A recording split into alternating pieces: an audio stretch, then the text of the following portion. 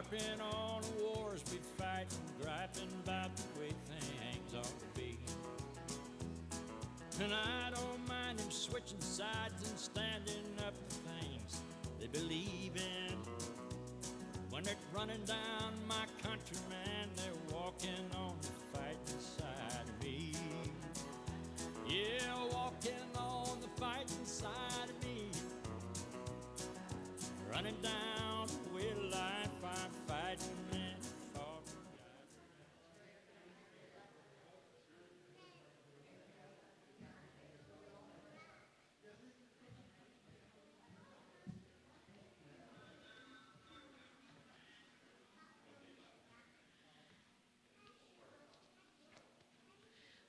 I know everyone is having a lovely time visiting with people you haven't seen maybe for a very long time, but I invite you to come and sit down at this point.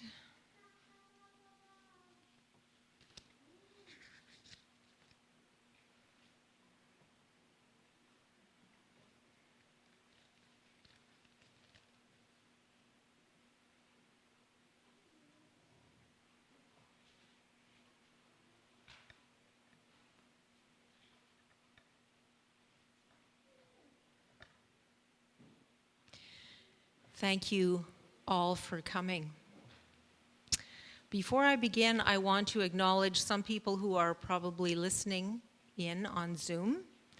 Some special grandchildren that I'm sure Helen would like me to mention. And they are Colleen, Ryan, Shannon, and Alana. Welcome here and welcome everyone.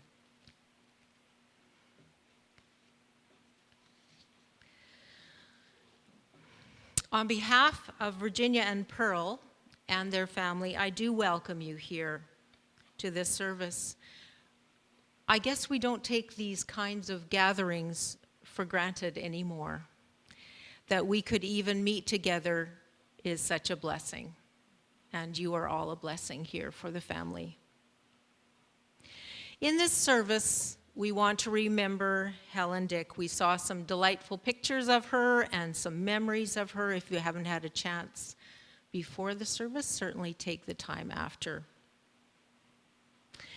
We also want to acknowledge Alzheimer's disease and how difficult that was for her and how difficult that was for the family. And we want to celebrate her release from that experience. May we sense God's holy presence in our midst as we share with one another. And as I thought of this, I thought of the friends that were walking on the road to Emmaus, and Jesus comes and walks alongside them. And after the occasion is over, they say, "Was not our hearts burning within us as we talked together along the way? Was not wisdom revealed to us in the midst of our suffering and loss?" And that's certainly my prayer for you as a family. Before we begin, I want to take a few moments to breathe. This is an important practice in my life, and it's a time to just take stock, to enjoy the breath of life. So I invite you to either to close your eyes, or gaze your eyes upon your hands as another way of reflecting. Let us still our hearts and remember the precious gift of breath. Breathe in the breath of life, which is making itself available to you at this very moment. The breath of God, the breath of Spirit, which hovered over the face of the deep waters at the beginning of time, and that filled the lungs of the first human beings when God, with pursed lips and muddied hands, breathed life into God's creation, the Adam. The same breath of life that filled your lungs at your birth. And yes, the same breath of life that breathed into Helen at her birth. Let us take a moment to breathe.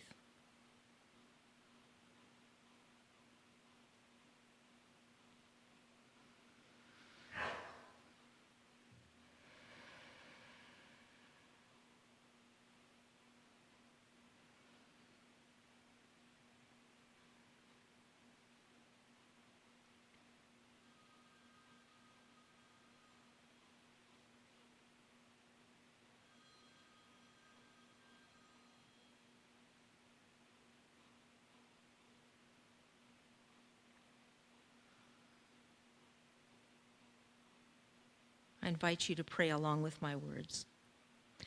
Let us be at peace with ourselves. Let us accept in this moment that we are profoundly loved by our Creator and that we need not be afraid. Let us be aware this moment of the source of being that is common to us all and to all creatures, great and small. Let us be filled with deep compassion towards ourselves and towards every living being. Let us in this way be instruments of liberation. Let us see the face of Christ in each other. Let us be the face of Christ for each other.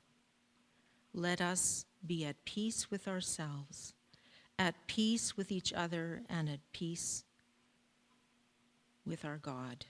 Amen. We're going to sing a hymn now, and that will be led by Dave and Chelsea and others.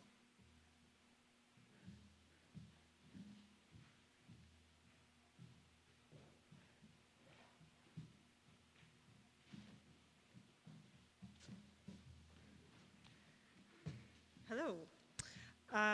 Please turn in your blue hymn books to number 143, Amazing Grace. And please stand if you're able. So 143, and let's stand.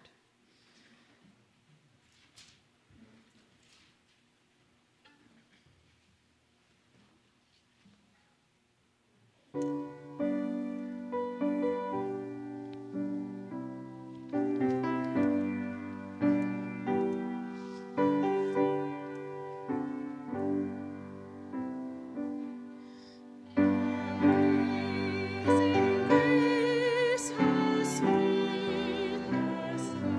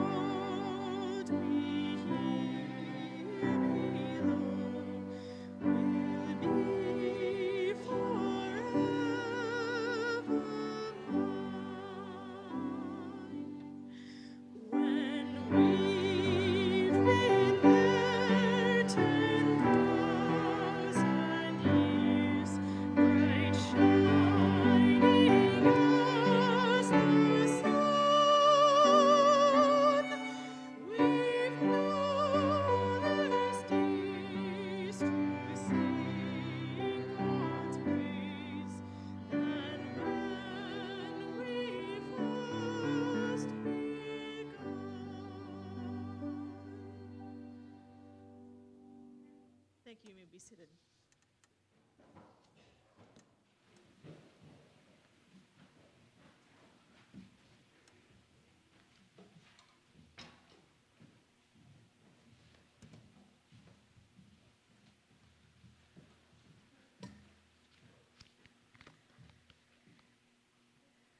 So Virginia, would you please come forward for the eulogy?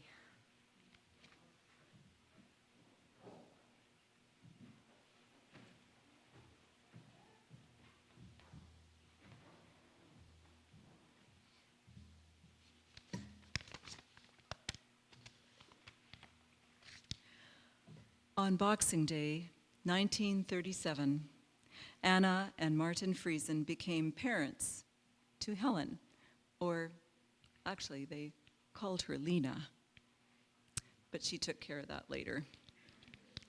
Their second daughter and the fifth of their 8 children. Apparently, she was the only one of their babies to be born in a hospital. She spent her childhood on rented farmyards in the Altona, Steinbach, and Gretna areas, learning to make her own fun wherever she was. And right from the get-go, Helen was a tease and a mischief maker, a self-proclaimed gauche Hummel for anyone who understands Plotich. Doing things that would get her or others into trouble, whether she was at school or at home. Education was not highly valued by her parents, but hard work was. So Helen learned to work hard at a young age. As a young teen, she hoed beet fields for local farmers so that she could contribute to the family income. At 16, she got on a train and headed to the Niagara Peninsula to work in a cannery for the summer. And in her late teens, she moved to Winnipeg, where the job prospects were better. Still, a portion of her income went to support her family back home. In the fall of 1956, at the age of 19, Helen married the love of her life, Ben. Living in Winnipeg, they moved many times in the early years of their marriage, renting small suites in large houses. Their lives were very entwined with the lives of their siblings, many of whom also lived in Winnipeg, helping each other out wherever they could and socializing, always socializing. When daughters, Virginia, that would be me, and Pearl, my sister, came along in 1958 and 1961, she dedicated herself to creating a home for her family, cooking, baking, gardening, cleaning, sewing, cleaning, preserving food, cleaning, and of course, caring for her girls. Helen worked very hard at maintaining house, home, and family. She was the kind of person that could run circles around anybody. But after the job was done, there was always time for fun. In fact, the prospect of fun was really the incentive for getting the work done. And there were a lot of things that were fun for Helen. Playing harmonica, guitar, singing. She liked nothing better than a good jam session with her musical cousins. Other fun she had was bowling and curling, walking, cycling, bird watching, travel, camping, reading, beaching, playing games, and crafting.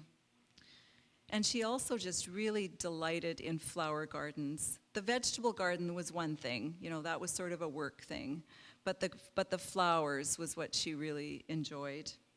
And she also enjoyed other people's gardens. And she loved, loved, loved her summers at West Hawk Lake, spending as much time there as possible over the years. Her favorite times were when there were a lot of other people there, whether other campers or family or friends that came to spend time with them there, or friends that she had met wherever they were staying, wherever their camping was. And generally speaking about her, it seemed like no matter what she did, it was always better doing it with friends and family. And she loved a good party. And she also loved being the life of the party.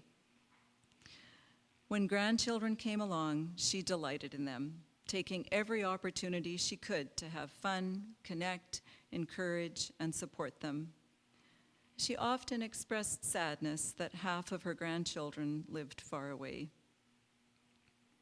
And then came Alzheimer's disease, slowly taking away her abilities, her independence, and clouding her personality.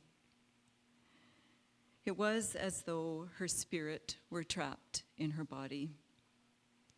There were so many losses for her, and consequently for those who loved her. Painfully separated from Ben, Helen spent the last 5 years of her life at River East Personal Care Home. While we are saddened by her passing, she was our mom and grandma. We are also rejoicing in the freeing of her spirit. And we can imagine her right now announcing to Ben, her sisters, brothers, and parents, all who have passed before her, "I've done arrived." And quickly followed up by, "How do you like me so far?" Left to cherish her memory are myself, Dave, Pearl, Kevin, grandchildren, Colleen, Nathaniel, Lyndon. I don't want to miss anybody, so I have to read.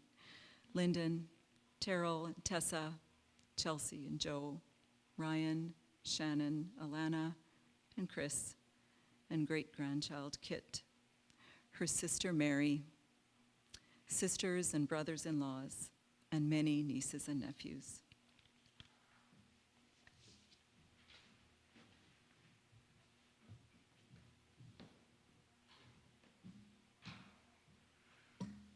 Thank you, Virginia. Chelsea, can you lead us another hymn?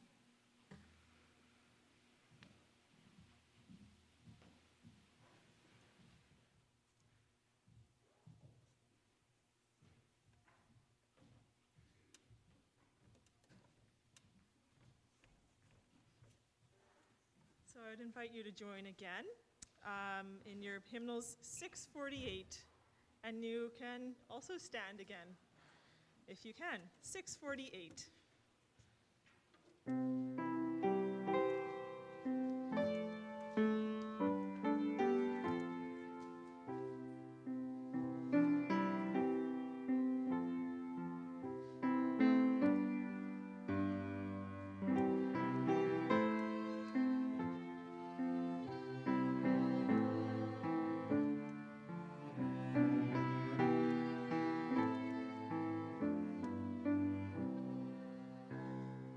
Lord,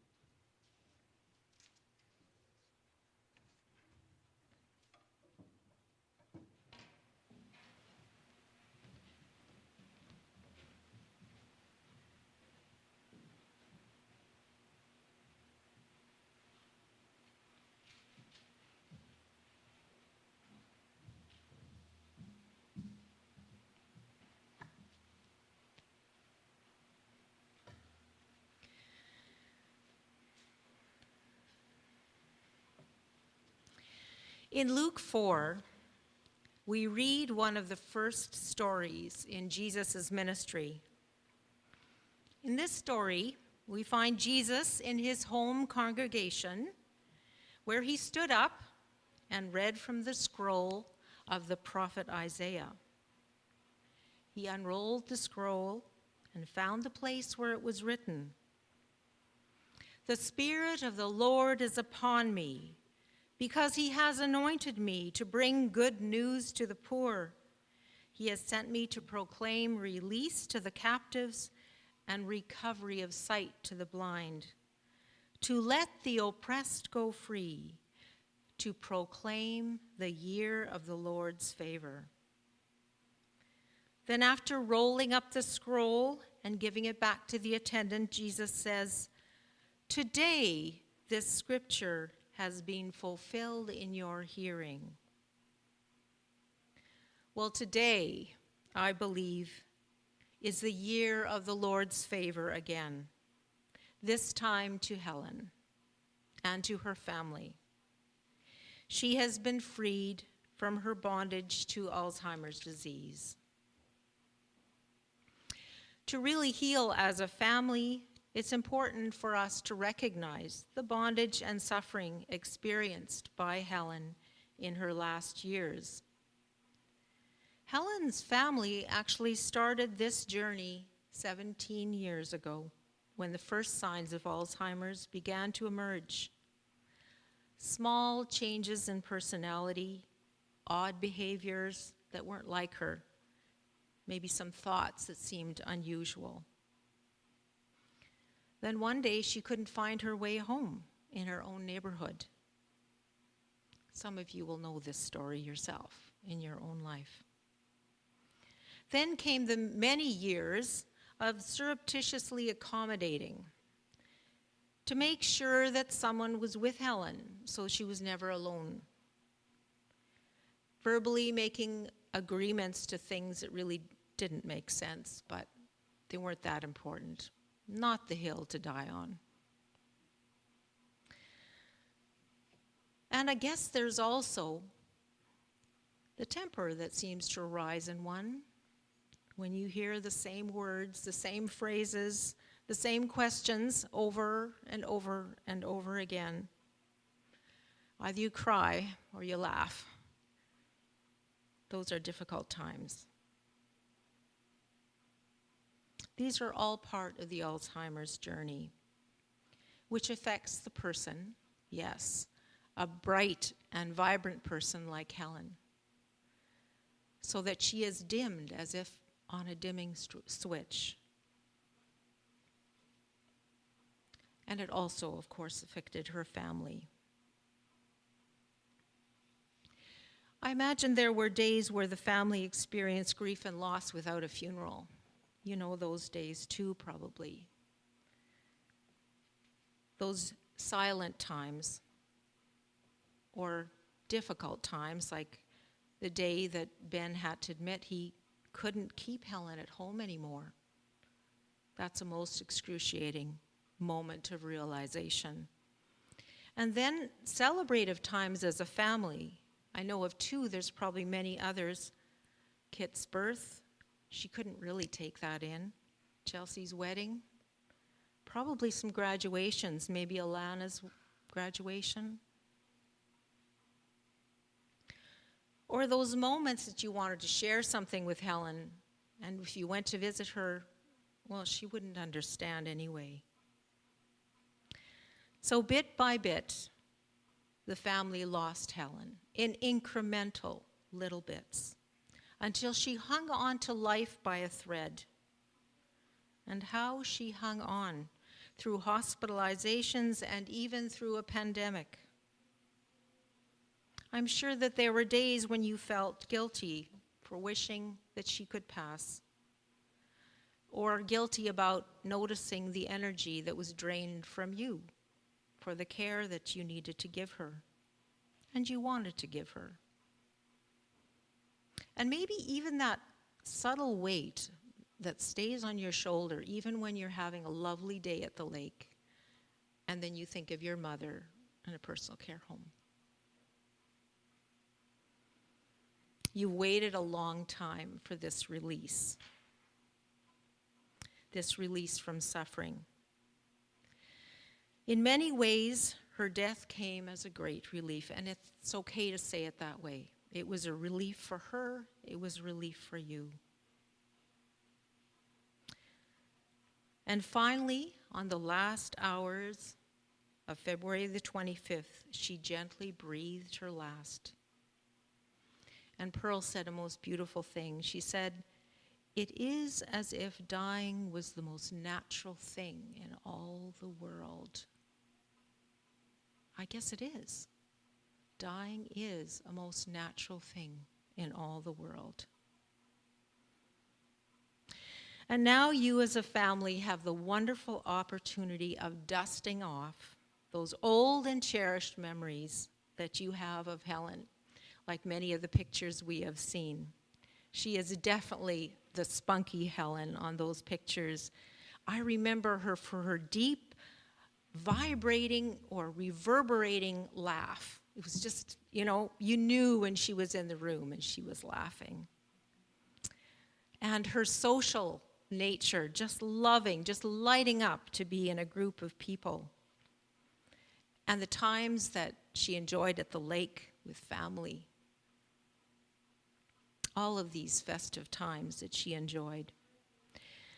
And we can celebrate that Helen is released from her captivity. She is free. And so are you as a family. And she would want you to be free.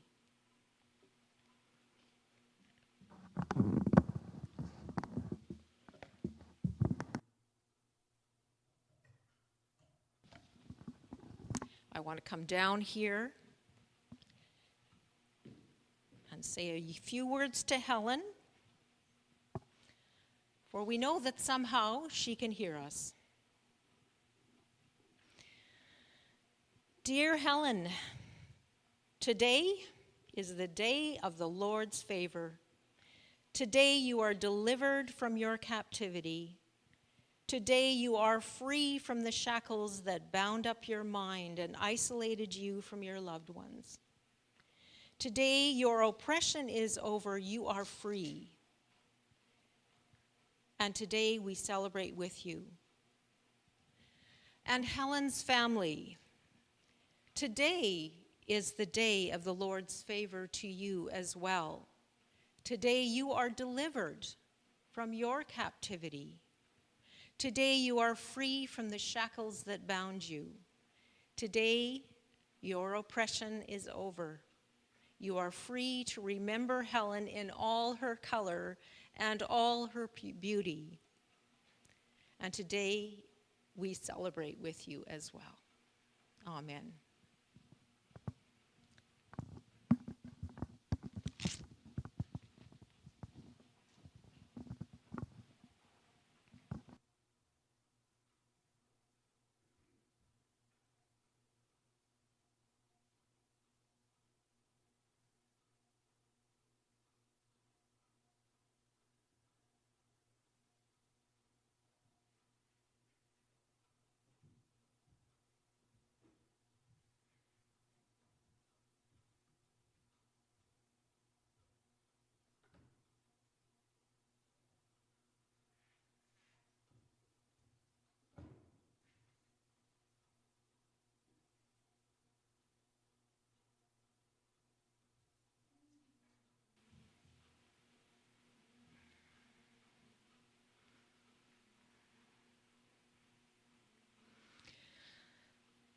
Virginia and Pearl shared a delightful story of gatherings at their aunt and uncle's place where they would gather and sing and dance together and enjoy music till late in the evening, and then they'd have coffee, probably FASPA, and then they would be on their way home. And that's what gave life to this next part of the service.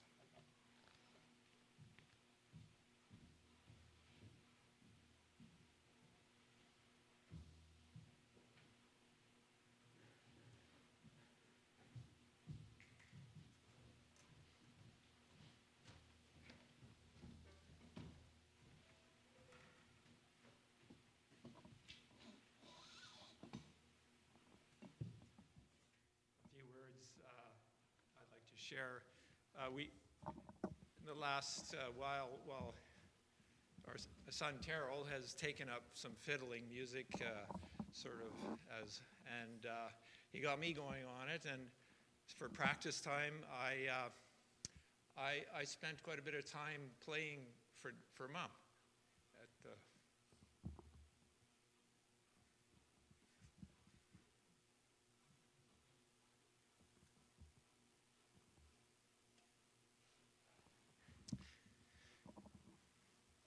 at the home. And so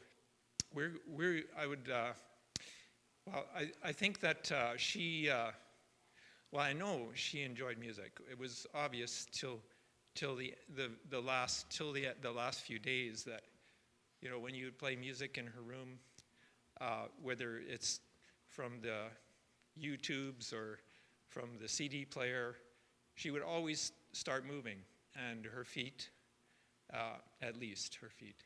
And so it was a connection that she had, that was one of the last faculties that sort of left, was music. And so she did enjoy the fiddling. Her neighbor didn't quite so much. But anyway, so we have a couple of Scottish tunes, which she always seemed to have a favor for idea of Scotland and what that might be like to visit there. But so we have a couple of Scottish tunes here. One's an air, and it'll lead into a reel. And I think enjoy, because she would have really enjoyed it.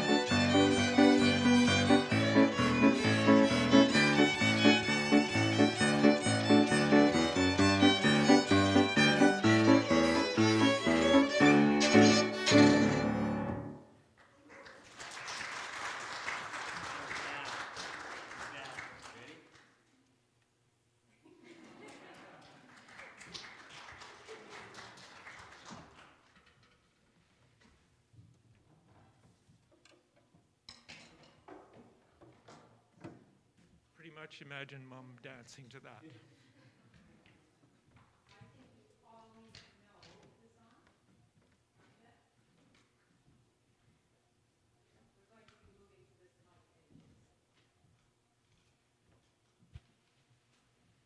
I think we all need to know that the harmonica that Kit is playing today is Helen's harmonica.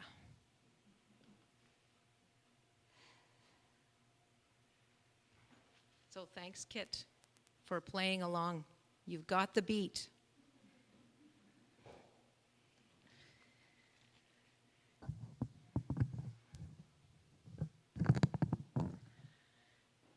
So the family would like to have some time of sharing now. Because we won't be able to eat together, they wanted to spend some time sharing. And this is the mic we're going to use for that. And we encourage whoever wants to share to face the congregation so everyone can hear, and also those in Zoom that would like to know who you are and what you'd like to share. So, Pearl, do you want to start us off?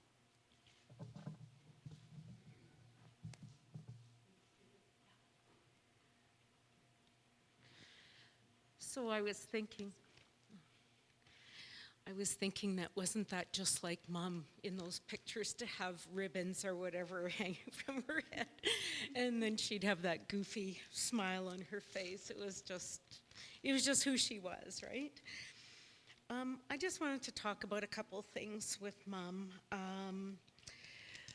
When I was a kid growing up, I had no appreciation for what an artist Mom really was. You know, I didn't see it as that, but she really was. And, you know, different things from her paper towel pictures, that it probably took such a patient hand, you know, to cut all of the, like in this one, the feathers, and, you know, you know, the fact that she had a flair for that and the patience for it, you know, to me, was remarkable. And her Christmas decorations, like, she loved doing those Christmas decorations, and her dream was for one day that there would be enough decorations that she'd made to fill both Virginia's tree at Christmas time and my own. And that is exactly how it is at my house, that there is enough to cover at least 3/4 of the tree. So, and we hang those, you know, with love, right? The other thing that I felt like she was kind of an artist at was her excellent fashion sense. And she always used to say, "Oh, that's from my dad." Like, she would say that about her dad. And Mom could be such a snappy dresser, and, you know, she was always such a good guide in terms of that with us growing up as well. "Oh no, that doesn't look, you know, you put this and this together," and that. And to this day, I sometimes get it in my head what Mom would say, you know, "No, that's pink and red," but even though pink and red goes nice together now, right? At the time, it was just not done. The musical part, I mean, Virginia already spoke on that, but again, I was never into music like Virginia and my mom were, but looking back, like, you know, talking about the jam sessions that Virginia said, you know, I mean, especially Uncle Bill and Aunt Elvina's place, it was, you know, almost always there was a couple of guitars going, and, you know, and what have you, and they just really had fun with that. And we could hear it, like we were visiting with our cousins upstairs, and we could hear all this going on. Every now and again, we would sneak down to kind of see what they were doing and listen closely, right? So those country and western songs that they had all memorized, you know, and I don't think that she had her harmonica back then, but it wasn't long after that she started, like, around the campfire at the lake, which she absolutely loved. I mean, everybody knew what we meant when we said the lake. You know, it was West Hawk Lake, and Virginia and I have great memories of spending, you know, our youth in the school bus that was converted into an RV, kind of, and that Dad and Uncle Pete did together, and there was lots of, you know, so many hours of enjoyment there as not just our own family, but with Uncle Pete and Aunt Sue's family and our cousins and so on, and so that was, you know, that was just so great. But the harmonica, you know, it was though she'd played it all her life. She just picked it up and started playing, you know, her favorite country and western songs, and before you knew it, the spoons came out, you know, and Mom enjoyed playing the spoons too, right? And she had such a great sense of rhythm, which just came natural to her, you know, and that's where the toe tapping thing, you know, she would always be right in there. And I'm thinking, and correct me if I'm wrong, Aunt Mary, but I think she might have gotten that from Grandpa because he used to call square dances, right? Back in the day. So, you know, you had to have a good sense of rhythm, you know, with that kind of thing. And I think probably Mom might have gotten that, you know. Oh, did he? Oh my goodness, I had no idea. And then that would be, he had it, yeah. Wow. For those who can't hear, it's always nice to repeat. So he played the organ, the grandpa played, or your father played the organ by ear. Yeah. Yeah. That's something I didn't know about Grandpa. My mom did, or he did? Oh, he did also. Oh, that's very cool. So obviously the musical piece came from Grandpa, I think. Right, but we can overlook that with all the other, you know, talents that he had, right? You know, also, I didn't appreciate what a beautiful voice Mom had, and the volume that she could muster up. And she used to sing, like, she'd be cleaning the bathtub and she'd be singing, she'd be ironing and she'd be singing, you know, she just loved it. The other way I feel like she was a real artist was I think she took a few sewing lessons, but not, you know, not too much, because I don't think that they could afford that much back then. But I can remember that she made these 412 pants for us with the elastic on top, and then she made us wear them.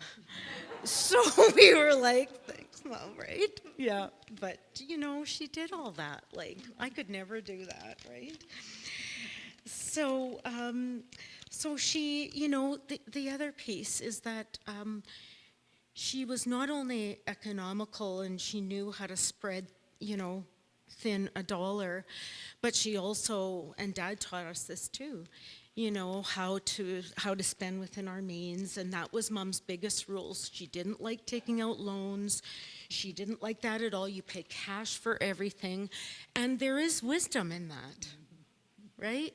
You know, and that so. And then, like, on the active piece, so, like, Mom had, like, she could do almost everything. You know, not only was she a talented artist, but she was also an athlete. You know, she would play, when we were at West Hawk Lake, she would play Frisbee with my kids in the water, and, you know, she would do all those things. And then I don't know how much she cycled at home, but at the lake, she got on her bike and she would go a couple times around the campground, and then she was good, right? You know, and of course, near the end, she did mostly walking, which was good and not so good because Dad had to hop in the car and go find her. But I sometimes think to myself that the walking piece was the last natural thing that she knew how to do, and even for, you know, that kind of got to a shuffle, but I sometimes think that the walking really helped her, clear her heads. I mean, science tells us that, any kind of exercise kind of, boosts those happy hormones. And that may have been the drive behind her having to get out without consciously thinking that that made her feel okay. That kind of lifted her mood, and that, so, it was probably a really nice, positive outcome for her.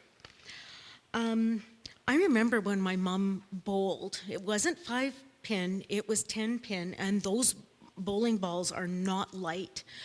But, again, Mom was a really strong, like physically strong, and yet very feminine, and she joined a league at the Birchwood Village Inn, I guess it was called, and she did so well. Her average was so good that she actually won a pair of earrings for being high average. And I still remember what those earrings looked like. Of course, they were not, for pierced ears, they were more, you would clip them on, but they were a circle hoop, and then within the hoop was a gold little ball that was supposed to symbolize a bowling ball, I guess. And she really enjoyed wearing those too. She curled on a league, which was, her and Dad both did, but they weren't on the same team, which is probably good. But, and she enjoyed that with our neighbors and friends. And I think it was nice that her and Dad got out and were able to do that thing together, every Sunday night kind of thing. And again, with her physical strength, I don't think she had a problem throwing those rocks down the ice, just how do you want them, So, and, I remember times where they didn't host Bunko very often, but I don't know who here knows about Bunko, but I think it was maybe once a month. Uncle Pete could probably correct me, but maybe once a month or so, and I remember times when they hosted it, and essentially I think it was a card game. I didn't get into it that much, but they just loved it, and there was prizes and drinks, and so on. And lastly, is that hardly a weekend went by without either Aunt Mary or Uncle Pete and Aunt Sue being at our place or Mom and Dad being at theirs. Out comes the cards, right? And they played Crazy Eights, and just I could hear them laughing from upstairs and just having a great time. So they really had fun with that. Of course, you probably saw from the pictures with the, birthday ribbons hanging from Mom's head, or she would put them on someone else's head, that Mom had an excellent sense of humor. And Virginia reminded me of the story that Mom loved to tell. She giggled every time she told it, right? How Aunt Sue and Grandma were in the garden, and Mom decided to chase a chicken towards Aunt Sue, and Aunt Sue was, I guess, afraid of it, and Mom just sat there and howled. She thought this was the best thing. I'm surprised she did it in front of Grandma, honestly, because I'm sure she got into a lot of trouble after that. But, her and Aunt Sue and Aunt Mary were so close, and they had this awesome sibling bond, that not everybody experiences. And I just think that that's so special, So one more memory of when she was a child is that I guess they had a hay loft at one point, and Mom decided why shouldn't she jump out of the top window. And I mean, it's amazing she's still alive, it's amazing she lived through it. But she was right in there, right?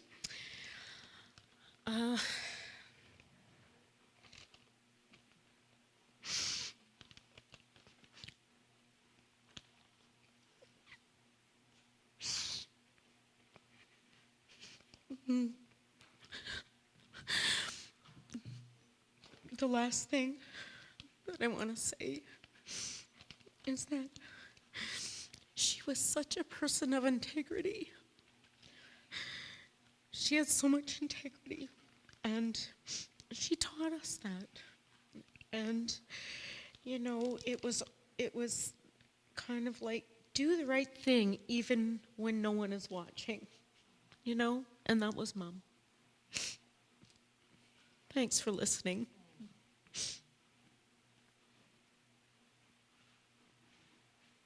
Thanks. Thank you, Pearl. That was just beautiful. Really brought her alive to us. Just those that are on Zoom land, you are also welcome to share after Lyndon or after somebody else here, just so you know that you're welcome, and I think we can get the technology to work. So, yeah, just give you a little time to think about that.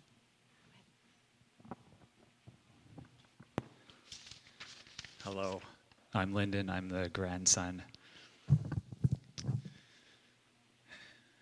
I need a chaperone up here too. So my experience as a grandson of Helen is, I probably should give some background. So I'm from the Fraze family, and the Fraze family, it's not like we didn't have fun, but we were more of a serious family. You know, we would talk about the philosophical implications of everything. From the food that we were eating, you know, the amount of garbage we were creating, how to resolve conflicts. It was kind of everything was done thoughtfully and in a good way. And I remember one time we were going to Grandma and Grandpa's, and we were going down Park Hill, and somebody in the car, I don't know if it was me, but somebody in the car looked at the Christmas lights on some of the neighbors' place. And they were like these moving, flashing lights. And one of us kids said to Mom, like, "Oh, it'd be great to have, you know, those kinds of lights on our house for Christmas." And Mom said, "Oh, it just reminds me of the busyness of the world." And I agree, but you know who did not agree with such philosophies was my grandma, of course. We would go in for Christmas, and you know, before we'd even open the door, there'd be this like very kitschy Santa Claus on the that would detect your motion, that would start saying "ho ho ho, Merry Christmas" in this robotic voice, and then you'd get in, and then of course Grandma's got one of her signature lines, like, you know, "Come in if you're good looking," and the fun would begin. Like, and it wasn't just Christmas, this was any time, but I do remember at Christmas, she would have her sort of signature tricks that she would do.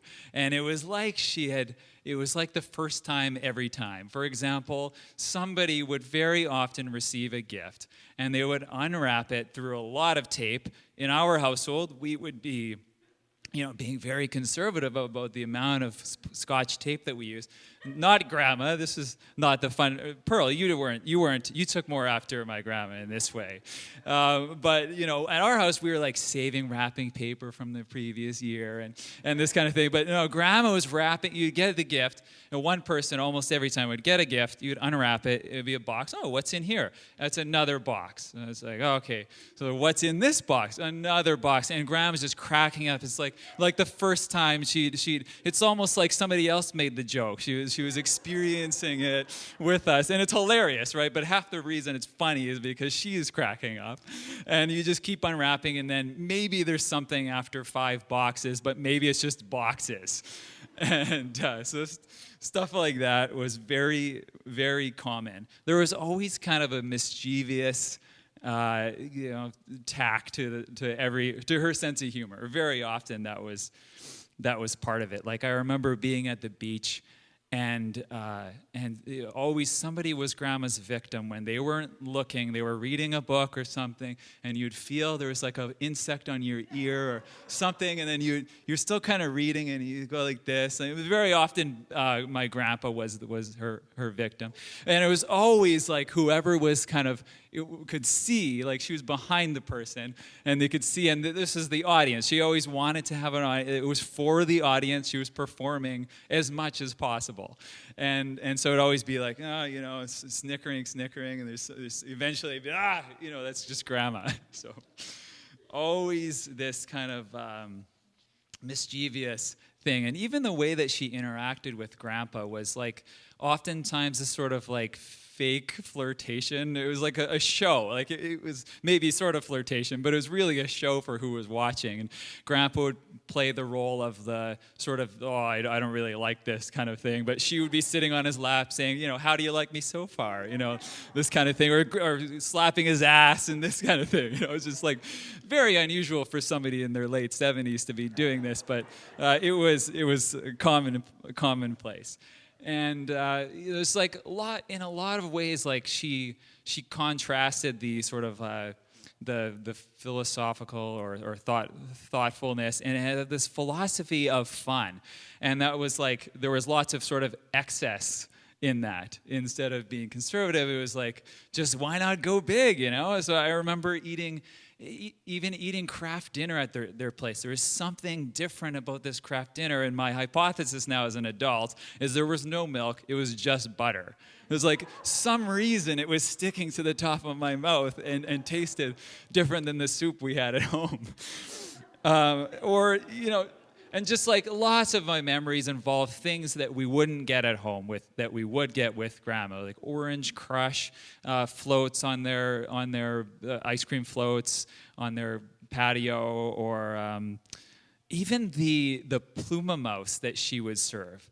Like the traditional kind that is probably actually tastes better was the sort of brown, and you have to get over the fact that it looks sort of strange.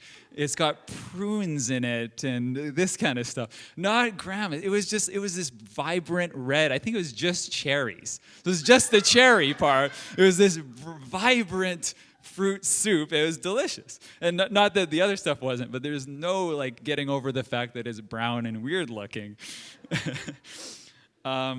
And just a lot of my memories have to do with being at the Whispering Pines campground in the White Shell.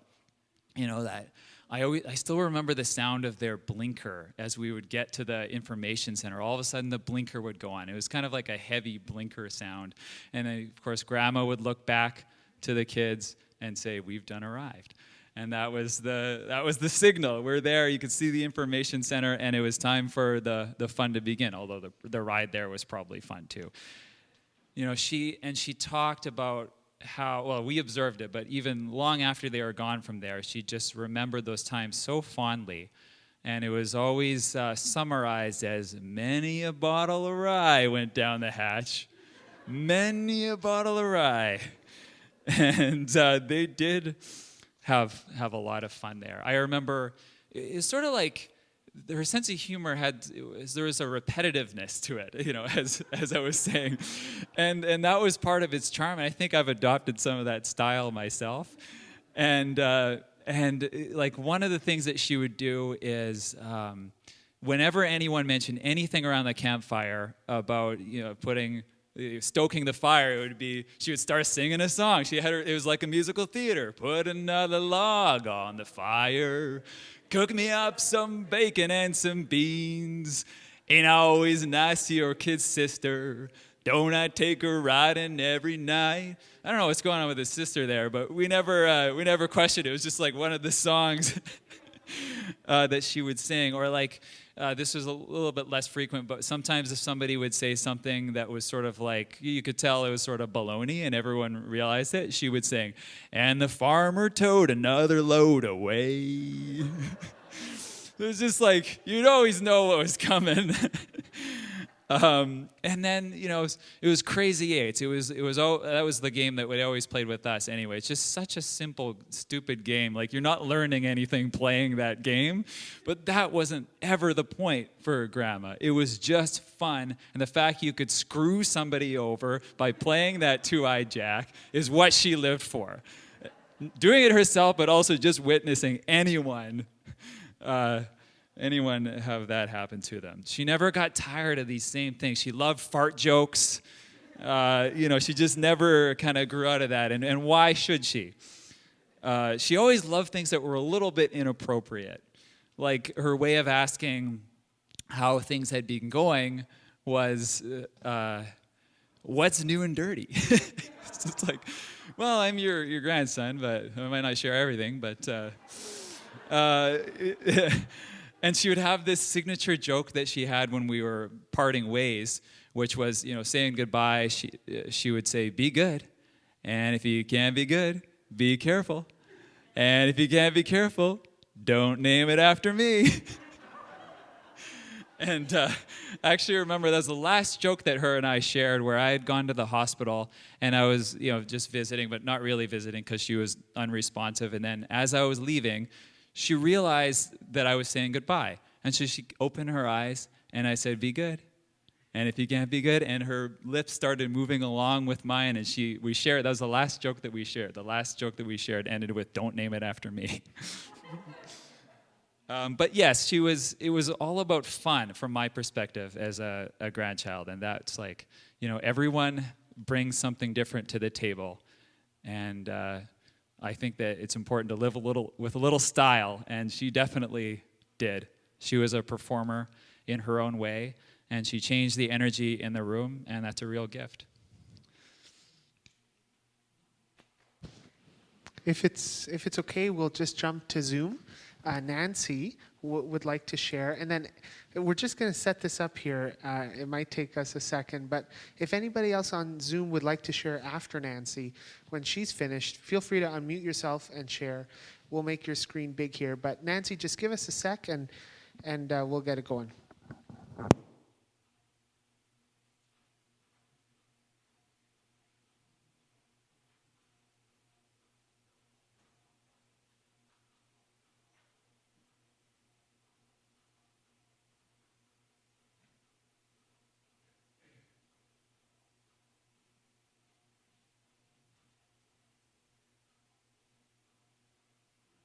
Hi, my name is Nancy, and I am Helen's niece. And I'm sorry I cannot be there in person to celebrate and Helen's life.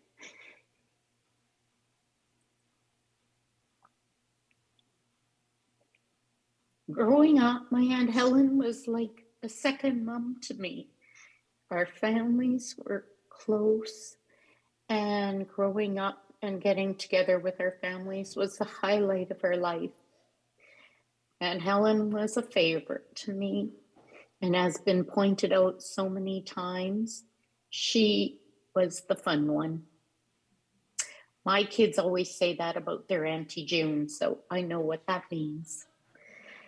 Living across back lane had many advantages. It allowed me to go over any time, mainly to play, but sometimes I would see if they were having a better dinner than what was going to be served at my house.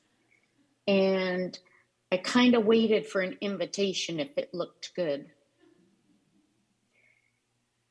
Funny enough, as luck would have it, Aunt Helen and Uncle Ben lived across the lane again later, after our parents retired or semi-retired. And that gave me the opportunity to again pop by and visit Uncle Ben and Aunt Helen when I was in town to visit my parents. And always these times were special and close, and always involved a cup of coffee. And that kept our relationship, or my relationship with them, a close one. We spent many weekends at Uncle Ben and Aunt Helen's when we lived in Brandon, which was 2 hours away. So we would come in for a weekend, and the weekends were always filled with laughter, great food, as Aunt Helen was a great cook. And she was a funny person who loved to play her harmonica and sing songs together with her sisters. Those sisters were, sometimes they changed the words on those songs, and they were, I'll use the word, a little dirty and fun. And we would laugh. And sometimes they confused or mixed German in with English or translated it, and it was always funny. One of my most memorable times was going to Westhock Lake, where Pearl mentioned that we had a bus together with her family and mine. And so we spent a lot of summers at the lake. Aunt Helen and my mom always made those times special and fun. We would go blueberry picking and spent most of the sunny days on the beach. And those were the times where I think we as a family too had so much fun together. Unfortunately, we lost Aunt Helen to Alzheimer's years before. We are here celebrating her life, but we loved her, and we will continue to miss her now that she is free from the disease. Pearl and Virginia, may your good memories give you comfort today and every day.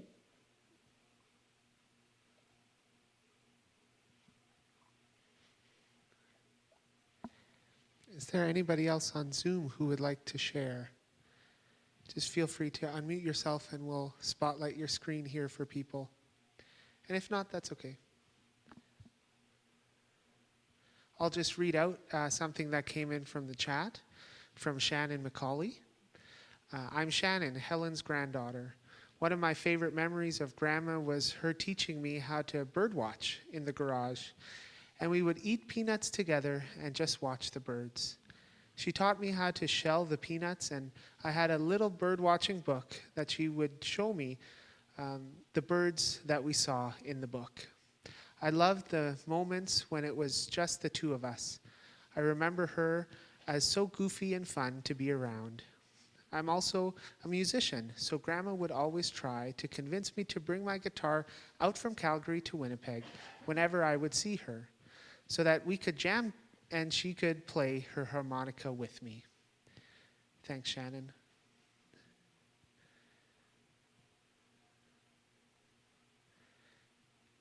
We'll go back to folks here, and if we can jump back to people on the screen again, that's no problem.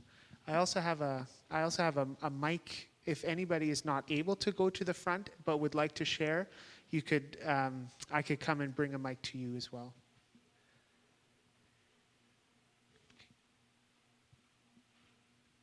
Oh, sorry. Shauna.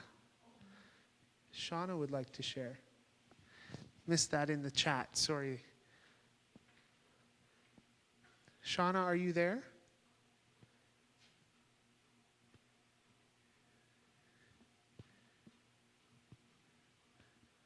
We see your glasses.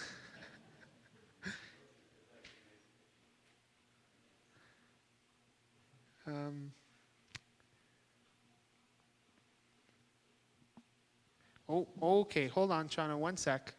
I think I know what's going on. Try it now.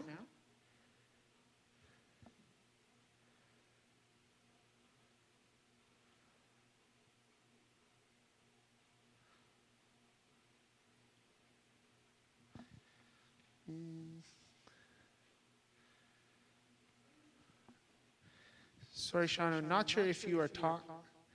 Shauna, not sure if you are trying to speak, but we're not hearing you. But we will come back to you if we get that chance.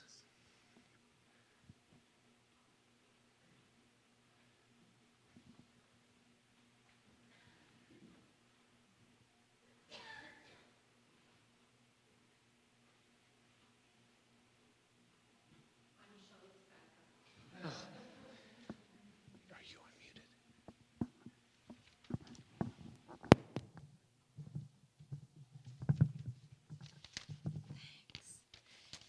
I'm June. I am Aunt Helen's niece.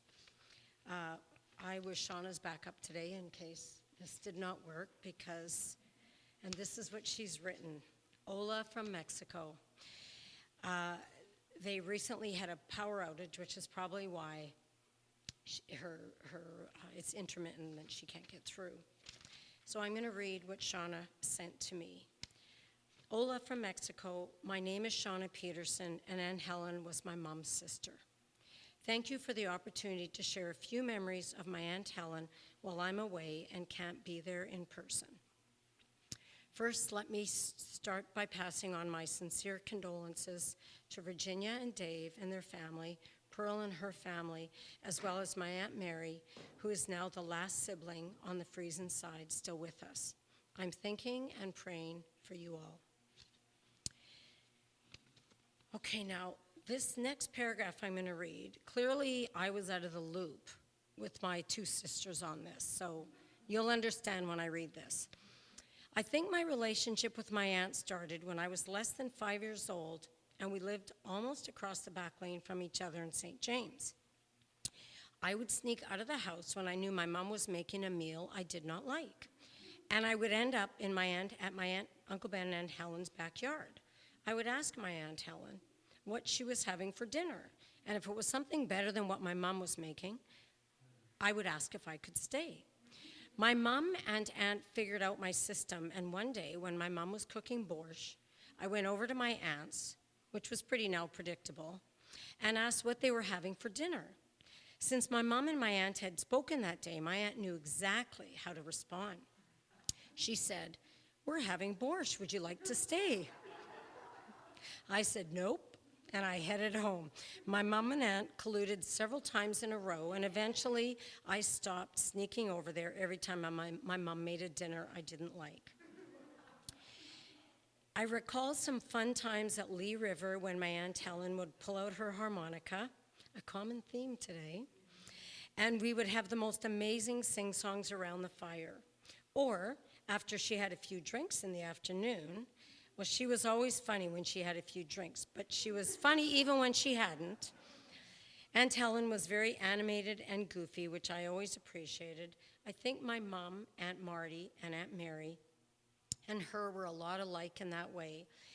And it continues to run through the family veins as all of us Friesen gals and Mo consider ourselves quite hilarious. We are. My Aunt Helen and Uncle Ben were the ones that I would go to when life got to be too much or my parents weren't around. My mom and dad liked to travel a lot, and at times I just needed a sounding board. Aunt Helen and Uncle Ben were always very kind, understanding, and would listen without judgment. And even if they felt I was going in the wrong direction and maybe judge me amongst themselves, they never allowed me to see that. They simply made me feel loved. In the later years, I didn't spend a lot of time with them, but I would like to think that they knew they were always in my heart. I can hear my mom, Aunt Marty, and Aunt Helen singing and playing harmonica for all their loved ones who are together again forever. And I just want to say a little something about Aunt Helen.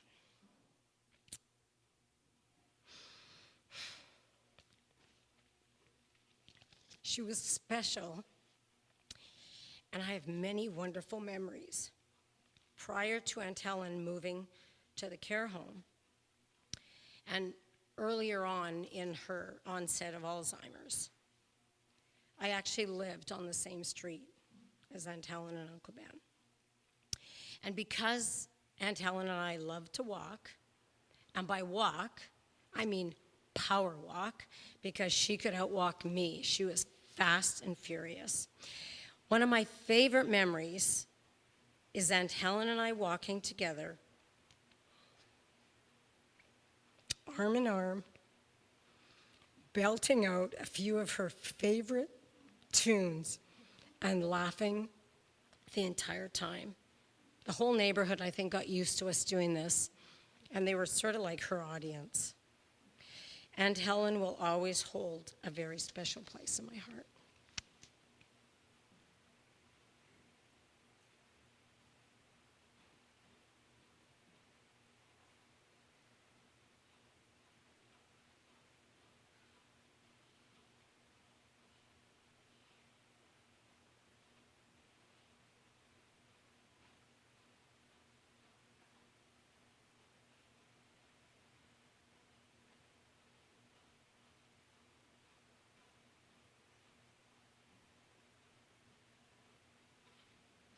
Does anyone else have something to share?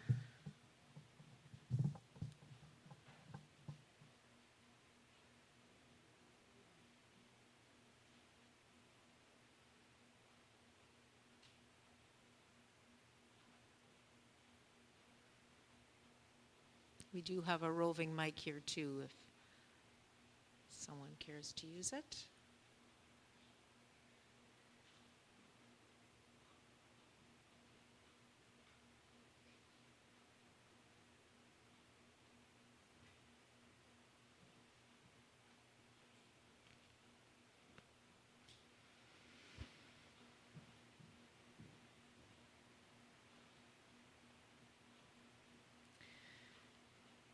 Well, thank you everyone for sharing. Don't want to miss anyone, if anyone wants to share yet. Those are lovely memories. Yes, a little different than the phrase gatherings, I must admit. Yes, and I think I understand Lyndon a lot better now.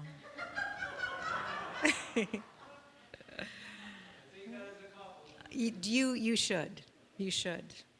And Virginia is a good cook. So I'm sure Lyndon agrees too. Yes, thank you for the music, for the laughter. And you know, it does seem in life that sorrow and joy go hand in hand. They really do in life. And it's good when, and it's healthy when we can bring the two together. And I think we did today. I'd like to invite you to the cemetery, to Sage Creek Cemetery after the service if you wish and able. And if not, we're sorry that we can't gather together and eat together. That's just such a natural thing for us. But the family would like you to pick up a cookie on your way out. There's a basket of cookies there, and they'd like you to take one and share it with your own cohort of people that you can share with. Have a cup of coffee or tea, whatever you wish, and maybe you have some memories of Helen you want to share together with your little group.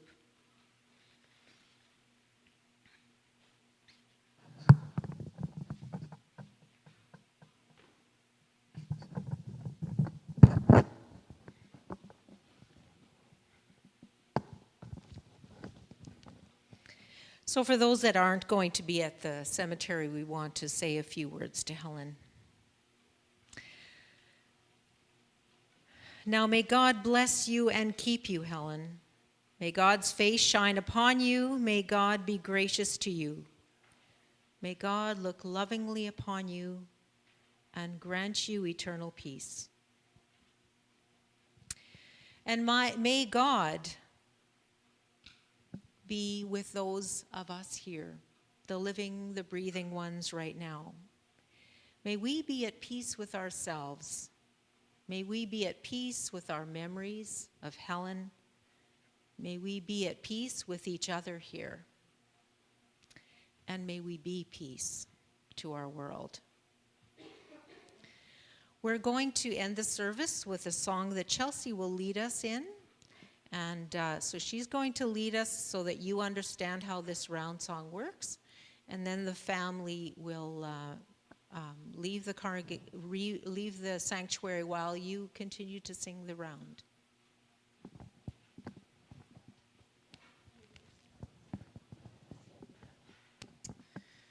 So this is a little round song. You may be familiar with it, and we're gonna hear it once as a bit of an introduction. Then we'll sing it all together once, and then we'll just keep singing it as we bring Grandma out. And if you wish, you can join in on a round.